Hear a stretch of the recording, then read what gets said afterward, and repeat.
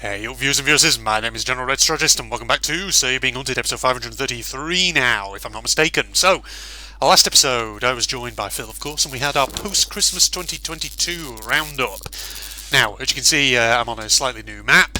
I've actually been tweaking the biome generation settings of all the islands on this one. So they've got that rural colour theme, but the infrastructure, as you can see, is industrial. So this isn't so much a challenge, this is more of an experiment that I want to do in So You're Being Hunted over the course of the next few episodes. So I was thinking, what can I do? With it being 2023, New Year and all that, could I think of something interesting to do here in So You're Being Hunted?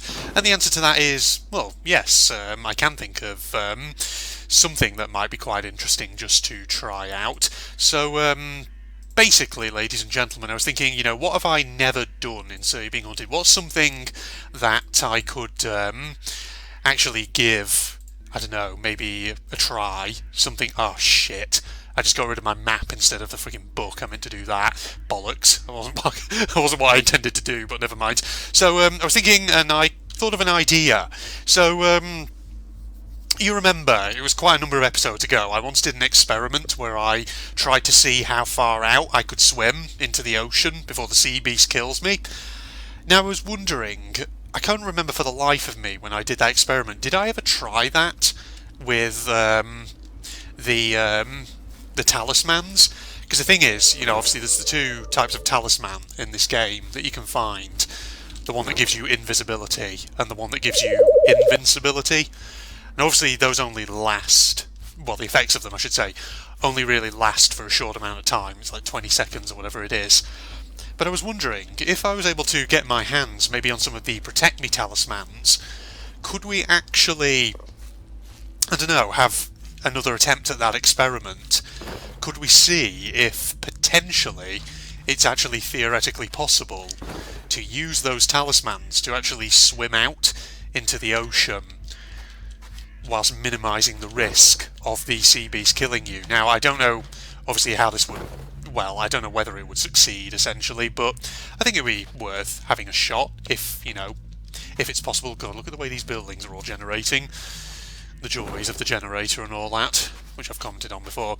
Now, I've tweaked the robot spawn settings. Oh my god, look at that. Jesus. Good lord, what happened there? Two houses just spawned within each other. Brilliant. But yeah, as I was saying, I want to see if I can just basically find some talismans, ideally the Protect Me ones, get as many as I can, sail out, and I've tweaked the robot spawn settings. There's still going to be a few hunters knocking around, but every other type of robot other than the balloon has been disabled, pretty much. Just so that the islands have a little bit of life to them, but at the same time, so that way I'm not competing too much with other robots and things like that, which, shouldn't be too much of an issue anyway. Right, no, we looked in there, didn't we? God, I really ballsed up throwing that map away by accident. I wanted to keep that, because I could have used it to mark out locations on the map, just to see, where things are, whatever else have you. But, that's the guarantee of watching a playthrough by me. You can be sure I'll balls up something somewhere. And that was how I ballsed it up, ladies and gentlemen. Actually, switch for that matchbox there. Promise I'll try and speak English in this in this challenge, this experiment. Yeah, I was going to say, it's a Sunday afternoon as I'm going to record this. Obviously, by the time this video goes out, it'll be long after. But yeah, it's just a relaxing way to spend an afternoon. I've been marking essays in the morning, or marking an essay I should say, just to keep that going. I've been doing a few work-related things, doing property search-related stuff, because, I mentioned obviously in my post-Christmas 2022 roundup that myself and Phil, but sorry, not myself and Phil, I said in that previous episode, when I was talking to Phil, that's what I'm trying to say, that I was, of course, looking to well, potentially this year I'm thinking about seeing if I can get my hands on a property, moving out of my rented apartment. Not because the apartment I'm in at the moment is a bad one, it's actually pretty good. It's quite spacious, It's got everything I could need in it. But as I kind of alluded to in that previous episode, the rent, as you can imagine, is pretty steep. So ideally I want to see if I can get myself into actually owning a property where I would be paying much less per month. So rather than obviously paying like a really steep rent, I would be paying smaller mortgage payments each month, something like that. And so, you know, I've been looking at some properties online on Rightmove and all that, and there's been some interesting ones that have come up, so I'll have to see where that goes from there. Alright, I don't want to really spend my whole episode though talking about that, since I've already kind of alluded to that. The last episode, that is. Alright, so we'll keep moving on. Now, I did actually mention to Phil as well, last episode of course, that, you know, during the Steam winter sale over the Christmas period, I did manage to buy myself an absolute butt ton of games that were going at dirt cheap prices. So I mentioned obviously, you know, a few World War II FPS games. So those are definitely things that you might be seeing on the channel in the not too distant future. I say might, I should say probably will be seeing on the channel at some point in the not too distant future. So you've got those to look forward to. And of course there's going to be other stuff as well. Horror games, stuff like that. Because that is the thing, I really want to get back into the swing of playing horror games. I mean, because the thing is, I've been playing sort of random little indie games from time to time. You know, last couple of weeks, you know, I've played a couple more sort of short one-episode indie titles that I've encountered on places like itch.io. Obviously, by the time this video goes out, I've also played Impasto, just a 2-episode playthrough of that sort of stealth horror game based on the works of Goya, which is a really interesting one. If you want to go and check that out, I definitely recommend it. But the thing is, I want to play some longer length horror games, and I mentioned Soma in the last episode, which has been out for quite some time, and I still haven't got around to playing it. And obviously, there's again, like I mentioned, Amnesia Rebirth. I need to buy that at some point.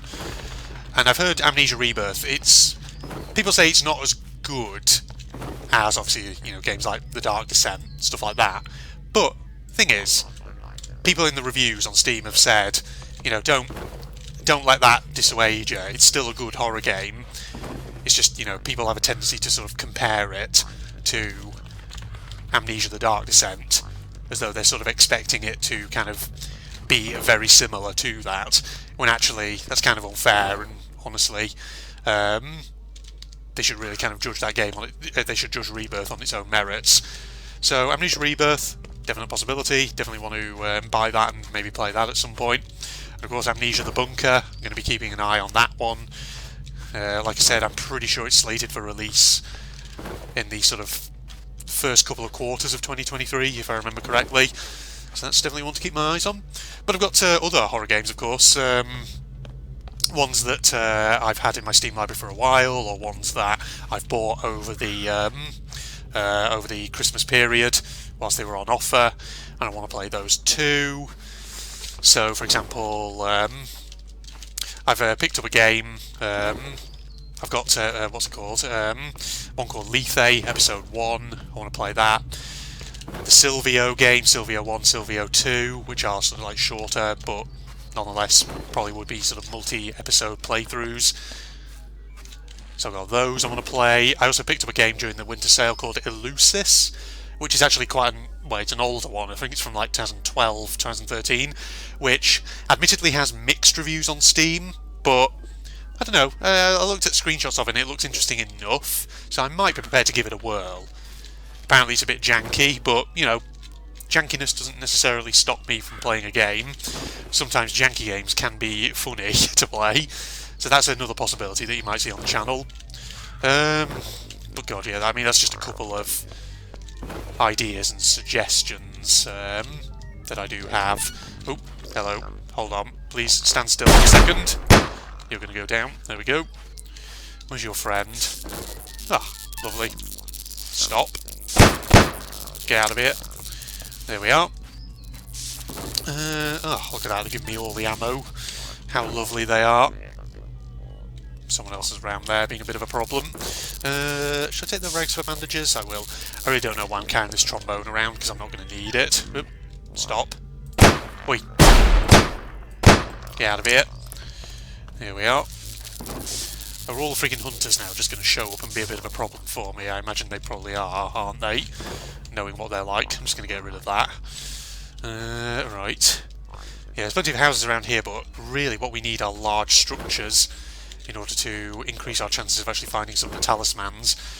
Because usually, if I remember correctly, the talismans you typically find in like pubs and things like that. Are you under the bridge there? There you are. You stuck? I think, oh no. Wait. Yeah, I think he's stuck. There he is. He's in the rocks. Under the bridge. Hey, how's it going over there?